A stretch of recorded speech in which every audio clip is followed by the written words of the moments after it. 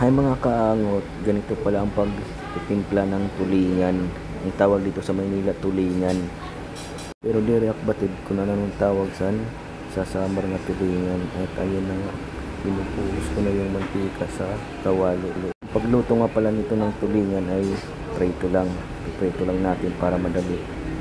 Ayan na nga, naglangoy na yung tulingan.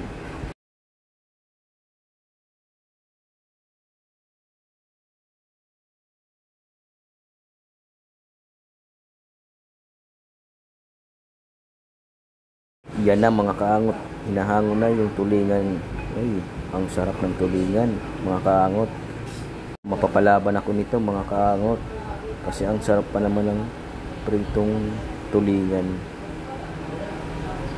Lalo na pag wala haray na tulingan na prito. Ay, naku po, mapapalaban ako sa pagkain ito.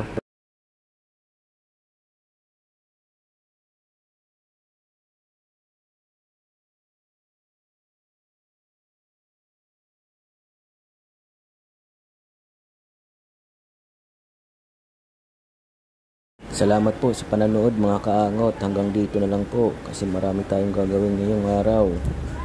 Bye-bye po mga kaangot. Sana hindi kayo maging angot.